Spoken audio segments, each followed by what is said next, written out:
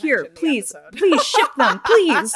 What's up, everyone, and welcome to Marvel and Mimosas, mixers, whatever you want to bring to the table, so long as it is a festive attitude. We are here for it. We are going to be discussing the second episode today of Falcon and the Winter Soldier, the Disney Plus series.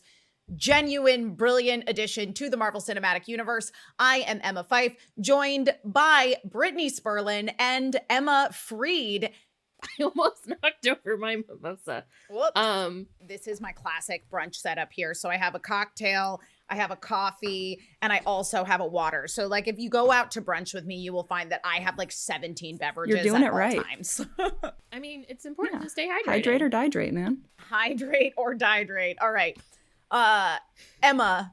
It's so funny addressing Emma when I am Emma, but I'm not talking to myself. I'm talking to Emma Freed. Emma Freed, take us through what happened in this episode. All right, guys, episode 2, let's talk about it. The first real introduction of John Walker, the new Captain America. Bucky and Sam finally coming together at long last and fulfilling many a fan's dream.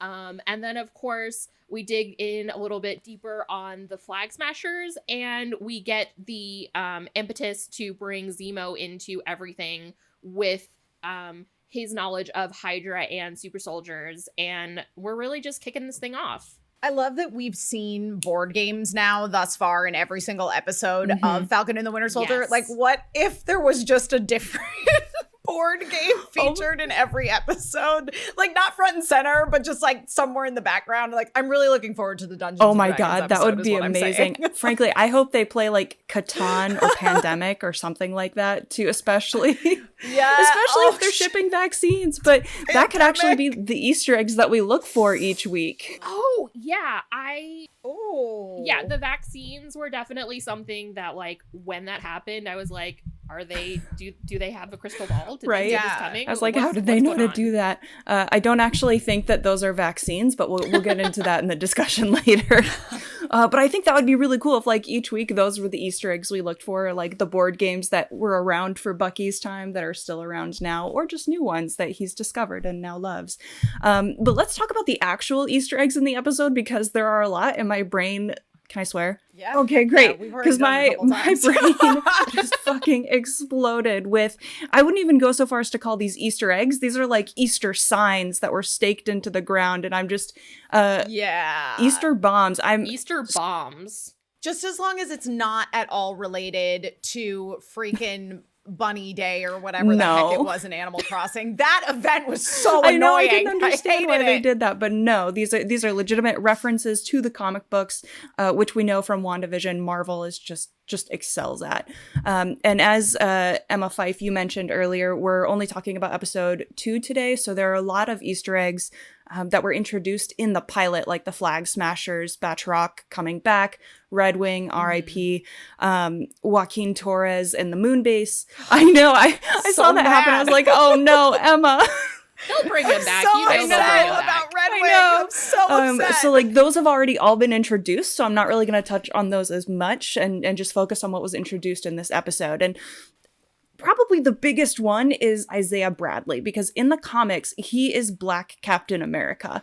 He was actually like, so as they say in the show, he was experimented on. He actually, in an attempt to recreate what they had done with Steve Rogers, he and 300 other soldiers were actually taken and experimented on, which kind of brought back Tuskegee vibes for me, and I wasn't a fan of it.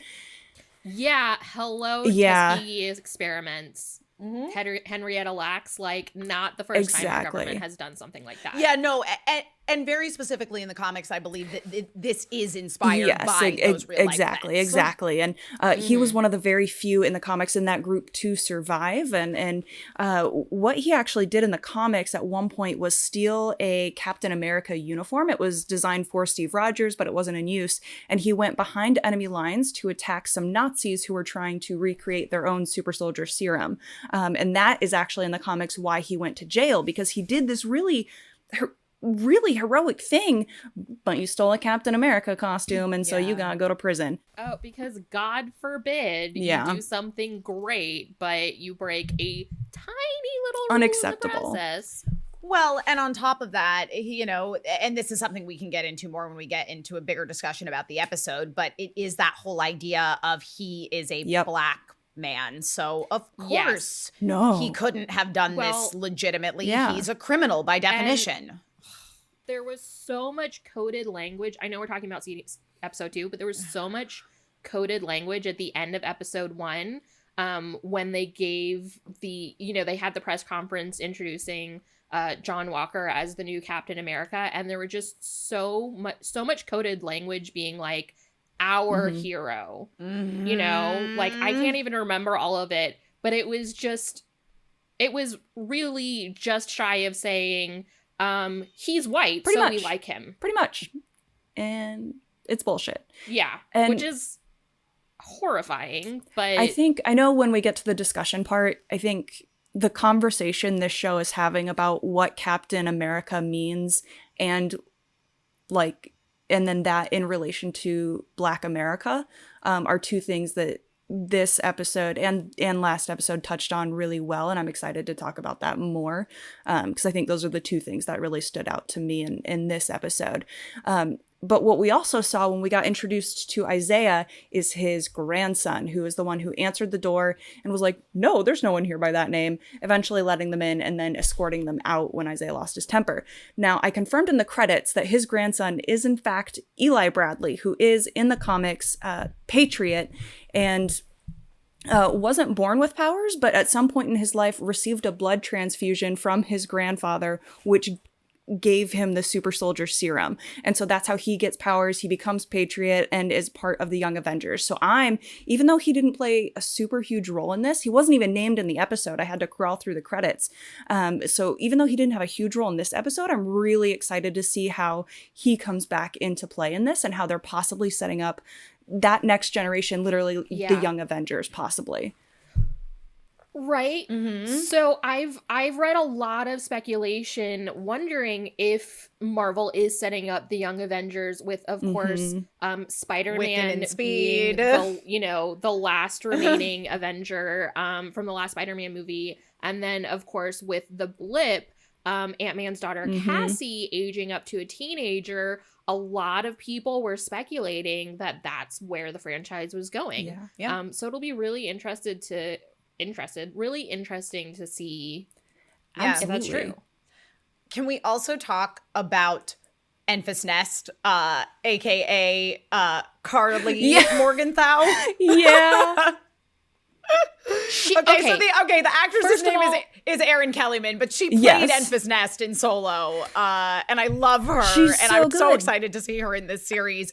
But yeah, the character that she's playing, though, is a male character. That was on my list, too, because she's there as Carly, but in the comics, it's Carl, and just as the leader of the Flag Smashers. And I think that was also interesting that we saw in this episode that the Flag Smashers, for their supporters, are called either the Freedom Fighters or Robin Hood. And I think, and again, we can get into this, I think Marvel is doing a really good job of setting up a villain group that perhaps we can sympathize with, which I think they did really successfully with Killmonger and Black Panther, and so I'm excited to see that again.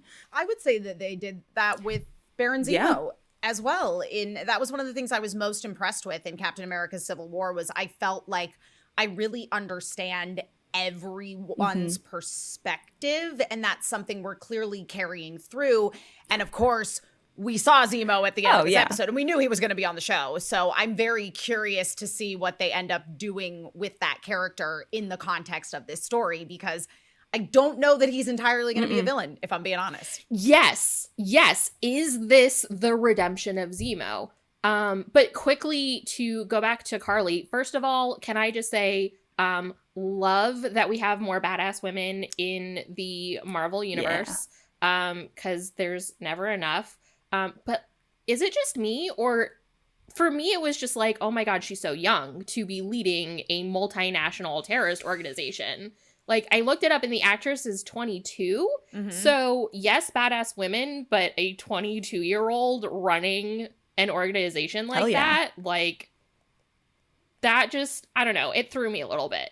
I think that it is meant to speak to this idea of the radicalization of youth, perhaps, because if Yeah. you think about how impressionable people are at an extremely young age, I think what we're definitely going to be seeing here is addressing this idea of how people end up part of extremist groups, because the fact of the matter is it's very adjacent to the idea of like cults, basically, where you take these people who are in a vulnerable state and you give them a purpose and a place where they belong. And I think that is something that we're definitely going to be seeing with the organization of the Flag Smashers, who certainly are antagonistic as far as our heroes, Bucky and Falcon, are concerned, but who you have a little bit of understanding for, in a way that, you were supposed to have some understanding for, like, why Wanda and Pietro would join up with Hydra, because they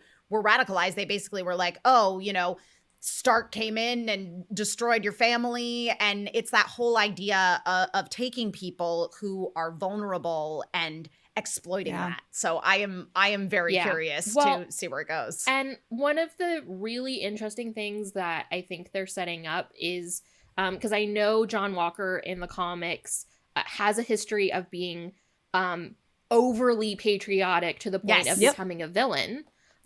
Sort of toxic, the representation of toxic patriotism and toxic nationalism. Absolutely. Oh, yeah. And the flag smashers are the complete opposite, being like, patriotism and that in and of itself is not a bad thing and can be a good thing. Yeah. Globalism and wanting a world without borders isn't necessarily a bad thing and can be a good thing. But when you take anything to an extreme, that's when you get into trouble. And I love that they're setting up this dichotomy of just the two absolute far ends of this concept of nationalism versus open borders, and how that's going to sort of play out with both of them potentially acting as the villains. Yeah. Brittany, any other Easter eggs to touch on before we move on to a discussion about so the episode? Shifting into John Walker, I imagine that's why the U.S. government picked him, is because of his zealous patriotism. His zealotry. And it is worth noting that the outfit that they have him in is not the Captain America outfit. It is his U.S. agent outfit from the comics. And as he was introduced, obviously there was the Star Spangled Man playing in the background, which is, again, a lot of this was very much an homage to how Steve Rogers got started. And again, I think there's a deeper conversation about how Captain America has evolved. Because again, like, literally super soldier, it's right there in the name. Like, Captain America was created to be exactly this for the country. Steve Rogers is such a good man and a strong-minded person that he was able to evolve it into something more. So it's interesting to see the beginnings kind of recreating itself. Zemo, we've already touched on quite a bit. The other one I want to bring up is the introduction of Battlestar, who is described as the Bucky to John Walker's Captain America. So I'm really excited to see more of him, and because he seems to be John Walker's loudest supporter. And it's interesting because, again, they're paralleling, a white Captain America with a black sidekick, which, as we've already talked about, Sam does not appreciate that. And so it's going to be interesting to see the journey of Battlestar, and if he keeps his loyalty to John or if that shifts at all, again, in the conversations that we're going to be having. There's also a brief allusion to Sharon Carter, who I'm saying that, she is a traitor. Where is Sharon? She's the only Carter we have left. We gotta know. And then the only other thing I wanted to touch on was, when Bucky is sneaking around, Sam is like, "What? Are you the White Panther?" And he's like, "No, I'm the White Wolf." And it's interesting. That was one of my favorite moments. But it's really interesting because in the comics, the White Wolf is a completely separate character. His name is Hunter, and his entire family died in a plane crash near the borders of Wakanda.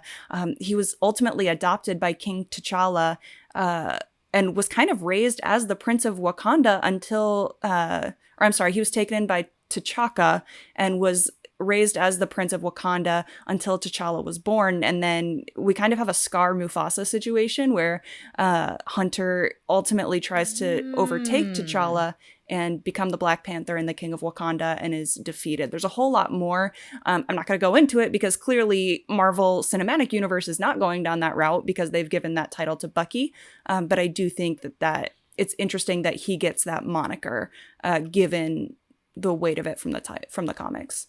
It's something to note too that this is now, the second time that Bucky has been called the White Wolf in the MCU, but there really has been no explanation around it. No. Which I am hoping we get in this show, because I really want to dig into what the implications of that are and what that means in the context of the MCU, because it's a great Easter egg for the fans, but for those that love the MCU and aren't necessarily comic book folk, I think you really need to dig in a little bit more as to what that means. And especially, Brittany, to your point, that it's not Bucky in the comics. So if it is going to be Bucky in the MCU, then they need to explain what that means and how that fits into everything. Yeah, exactly. Like, does he get any of that storyline? Because again, it's like that character, as you mentioned, Brittany, in the comics, is effectively an antagonist to T'Challa, to Black Panther. And I don't think that is where they were going to go. But what, if anything, are they going to pull from that story? Or is that truly just an Easter egg where it's like, hey, if you're a comics fan, you know that this is a thing. Yeah, and I mean, moving on. I feel like if they said it once, then maybe, but saying it twice, it's a thing. It's going to be an actual thing, or at least I hope it's going to be an actual thing. Totally. So I'm really excited to see how these storylines converge, because I think that there's a number of ways that this could go, and will take us through the next, how there are only 4 episodes left, next 4 episodes of the series. I know, only 4 episodes. So I think that's a good time for us to get into some predictions about what we might see coming down the line here, because as you say, like, this is a very limited series. Like, 6 episodes is suddenly feeling very, very short to me, but they have set up a lot of things that could potentially play out in a variety of ways as we continue through. Yeah, and I think it's really interesting to note that when WandaVision came out, they very clearly laid out WandaVision is going to lead into Doctor Strange, which is going to lead into Spider-Man. And clearly Falcon and the Winter Soldier is setting something up for the continuing MCU and going back into the movies.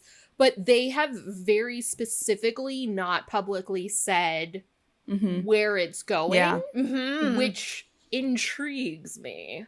It does intrigue me. It makes me curious to see where this series is going to end. Like, are they not revealing it because there's gonna be some big mind-blowing reveal at the end, like everyone was thinking we were gonna get in WandaVision, where suddenly it's like, hey, mutants!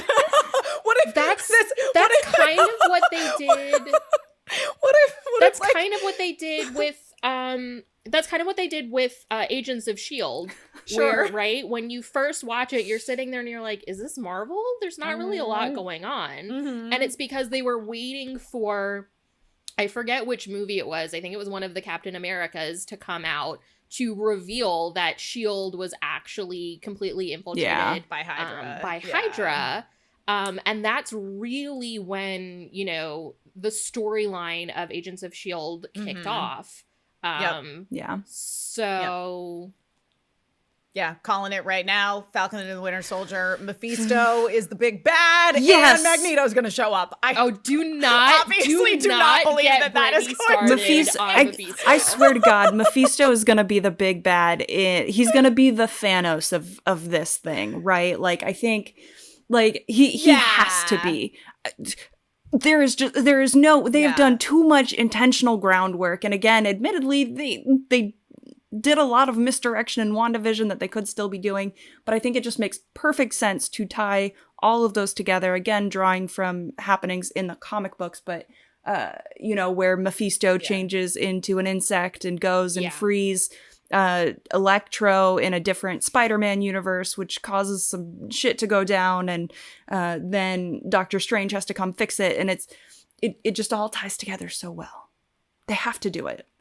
Yeah, Doctor Strange. Well, and it's a sorcerer, which is WandaVision just a and not wizard without a Falcon, hat. but it's WandaVision and not Falcon, but having that would, of course, allow Wanda to go back and reawake Agatha, and bring back our very favorite Catherine Hahn back into the fold, because that woman, I mean, I know this is the wrong show, but that woman is too good to waste on a single show. They're not going to waste her on a single show. But we got to talk about what is going on with Falcon and Bucky here. They love each other. Quite frankly, I did not ship them previously.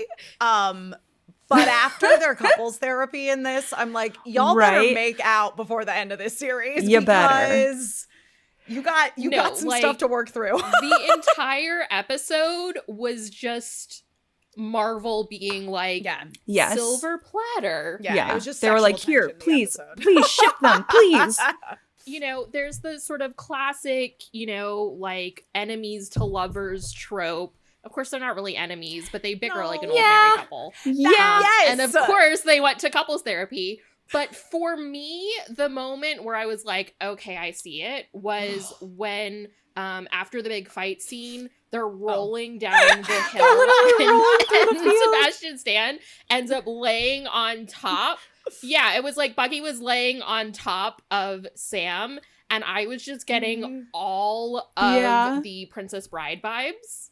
And it was just like, whew. I could see it all happening. Yeah, I think too that, so again, you know, this whole series is directed by Kari Skogland, who I did have the opportunity to interview, and we had a great discussion about all of the things that this show explores thematically. And I swear to God, Malcolm Spellman is a psychic, because obviously this was written before all of the Black Lives Matter movement and obviously the attack on the US Capitol, but all of these things like very much feel thematically like seriously, he looked into the future. It's unbelievable. Both this and WandaVision, how incredibly relevant they are to the human experience. And for us, especially, I think with Falcon and the Winter Soldier, to the experience of what's going on in the US right now. But just to come back to the whole, Falcon and Bucky thing, I think that there is a level of, I mean, number one, Anthony Mackie and Sebastian Stan are both very, very attractive. They are both very hot men. Yes, they are. But I think the thing for me that really stood out and what made me go, okay, again, there is this tendency amongst women fans to ship straight male characters together. And a lot of where that comes from and that whole aspect of fandom, at least when it comes to like Japanese fandom, is, there is this whole subgenre of shoujo anime and manga, which is manga and anime that is directed at young women, and josei as well, which is for more mature women. There's this whole subgenre of like shonenai, which means boys love.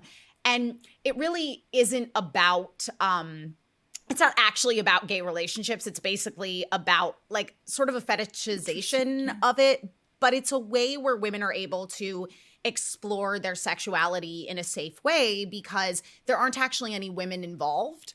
So it's like you can experience all of these sexual feelings and like look at sex without actually seeing yourself in it per se. So it's very safe when none of it is happening to you. But I think with Bucky and Falcon, the thing that really stood out to me about this episode, particularly in the and thematically, I think that's something we're going to be exploring quite a lot throughout the course of this series, is this idea of at the end of their session with the therapist, Dr. Rayner, who I absolutely love. What a badass. She's so cool.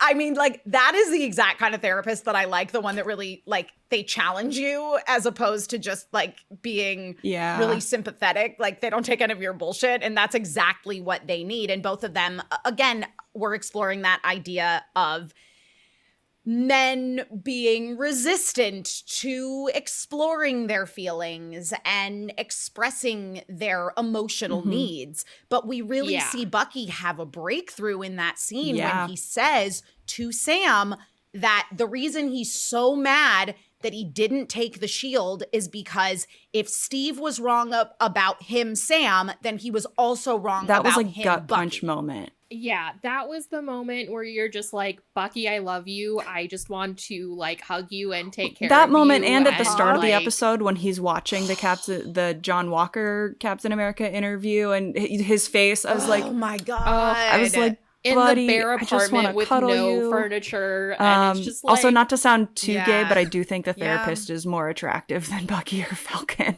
But she's great. She's hot. Yeah, she's real hot too. Okay, well, speaking of like hot women on the horizon, Sharon Carter. What's going on with her? yeah, where the fuck is Sharon Carter? Like, I'm sorry, I'm ready. You release.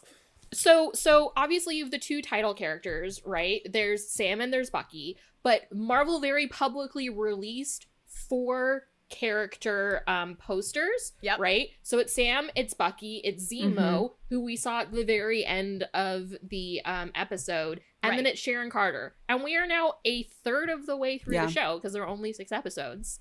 And Coming where's Sharon? soon, hopefully.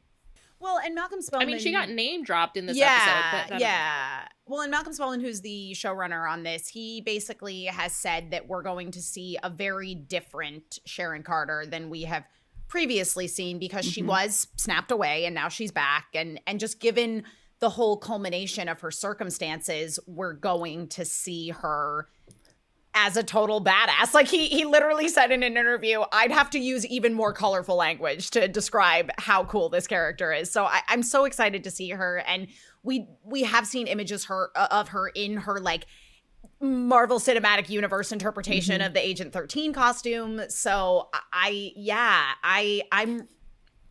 I'm ready to see. And I think this is, again, one of the things that WandaVision did so well was taking these secondary characters, I think very specifically about characters Yes. like Jimmy Woo or Darcy Lewis and giving Wanda. and quite frankly, Yeah. Wanda and Vision and really giving them a chance to breathe and shine as characters. And I mean, Sharon Carter, like, she's the only Carter we got now left. that Peggy's dead. Yeah. Well, and we I have know. because of sort of the nature of the MCU and the massive amount of characters that you have. I mean, the most obvious depiction is, of course, the end of Endgame, where it's literally like how many people show up to fight Thanos. Don't get me started. But especially because there was so much emphasis on Iron Man and Captain America because they really were the origination of the MCU at the very beginning. But you have a lot of really great characters that have been given short shrift because there just wasn't enough time to give them the time and attention that they deserve. And so I think it's really smart for Marvel to pick those characters like Wanda and Vision, like Bucky and Sam, like Loki, because as much as people love Loki, he really didn't have all that much screen time altogether. Yeah. And using the Disney Plus platform and the longer format of a TV show to really explore them better and make them more fully realized characters. And also to try and help fill the void now that both Cap and Iron America God. America. That's What a am I talking nightmare. about? I am not a fan Man of Tony are gone. Stark. That is a no. nightmare. And I will say, I mean, I sort of feel like Marvel should make an Iron American. and also Iron haven't America. they? Because pretty much every Avenger except like Thor and Captain America had Iron Man enhanced suits, but that's a different story. I do think that letting these minor characters, like Wanda, Vision, as we've been saying, not have major roles in kind of those first phases of Marvel from, the first Iron Man through all the way through Endgame, especially having now watched the Snyder Cut, I actually think that was a really smart move on Marvel's part and really speaks to their dedication to the longevity of their vision. Because, in the Snyder Cut, they gave us introductions and backstories for every single one of those characters. And I was like, we don't need this. We don't need all this. It completely. Well, and there's a reason it's over 4 hours. No, Not and at I'm all. not here to dunk on DC. By I any stretch of the prefer DC over imagination. Marvel. I'm pretty absolutely vocal about that. It just, that was not the correct execution.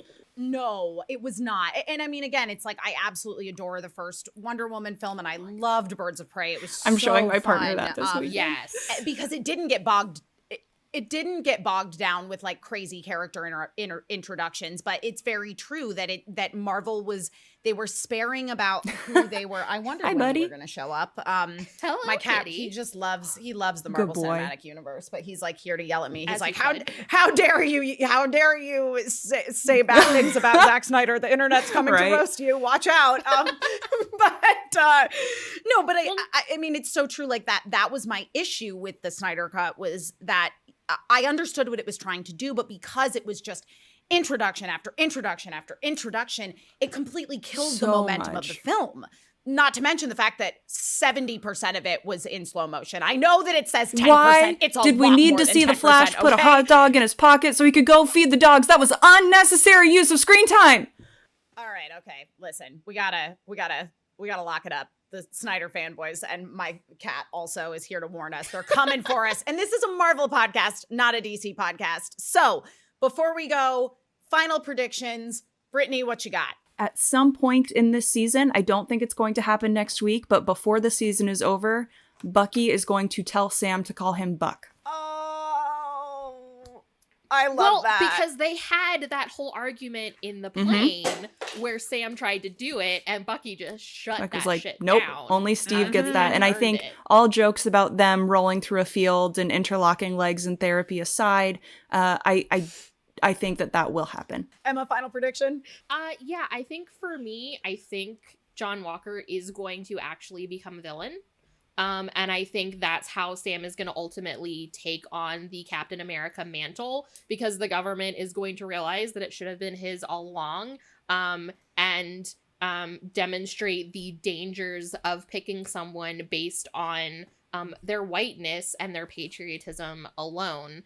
And I also think just sort of, again, I mentioned the battle between the toxic patriotism and the extreme terrorism, no borders, globalization, and just seeing how that dichotomy plays out and where that comes to a balance later on down the line. And maybe the two of those things clashing is what propels us into whatever movie is coming out of this that we don't know yet because Marvel hasn't told us.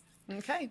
And I think for me, for my final prediction, and this goes really nicely with yours, Emma, is I don't think that Zemo is going to be strictly a villain. We've already seen that he is somebody that can play multiple sides. I think we may see Bucky and Falcon doing some questionably legal things and breaking them out to help them, or he's just going to be fully Hannibal Lecter and be their informant from his jail cell.